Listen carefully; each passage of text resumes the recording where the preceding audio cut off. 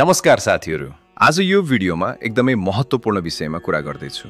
किन तपाईँ त्यस्ता मानिसलाई मूल्य दिइरहनु भएको छ जो तपाईँको अस्तित्वलाई नै मूल्य दिन चाहदैन?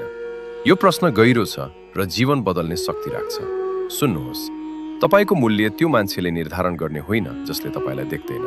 तपाईँको मूल्य तपाईँ आफैले आफूलाई कति सम्मान गर्नुहुन्छ त्यसले तय गर्छ। यदि कसैले तपाईँलाई इग्नोर गर्छ, डिसरिस्पेक्ट गर्छ, सधैँ सेकेन्ड प्रायोरिटी बनाउँछ भने याद राख्नुहोस्, यो तपाईँको गल्ती होइन, यो तपाईँको कमजोरी पनि होइन, यी त उनीहरूको दृष्टिकोणको समस्या हो। अनि हामी किन अझै उनीहरूलाई मूल्य दिन्छौँ? किनकि दिल भावनाले चल्छ, तर्कले होइन। कहिलेकाहीँ हामी सोच्छौँ कुनै दिन उनी बदलिन्छन्, तर वास्तविकता के हो भने जीवन आशामा होइन, सत्य स्वीकारेर बदलिन्छ। यदि कसैले तपाईँलाई मिनिमम रिस्पेक्ट पनि दिन सक्दैन भने त्यो मान्छे तपाईँको जीवनमा बस्न योग्य छैन। पहिलो, आफूलाई प्राथमिकता दिनुहोस्।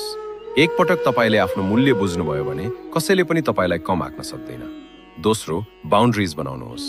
तिमीले मलाई सम्मान नदिएको ठिकै छ, तर म अब आफूलाई दुखाउँदिन भन्न सिक्नुपर्छ। तेस्रो, आवश्यक परे टाढा जानुहोस्। सोच्नुहोस्, जसले तपाईँको मूल्य नै देख्दैन उनी बिना तपाईँ कमजोर हुनुहुन्न, उनी बिना तपाईँ अझै बलियो बन्न सक्नुहुन्छ। जीवन छोटो छ, कसैको केयरलेस व्यवहारले आफ्नो मूल्य घट्न दिनु हुँदैन। जस दिन तपाईँले आफूलाई मूल्य दिन सुरु गर्नुहुन्छ त्यही दिन अरूले पनि तपाईँलाई महत्त्व दिन थाल्छन्। यदि तपाईँले पनि यस्तो फेज भोग्नु भएको छ भने कमेन्टमा म आफ्नै भ्याल्यु बुझ्छु भनेर लेखिदिनुहोस्। भिडियो मन परेमा लाइक, शेयर र सब्स्क्राइब गर्न नबिर्सनुहोस्।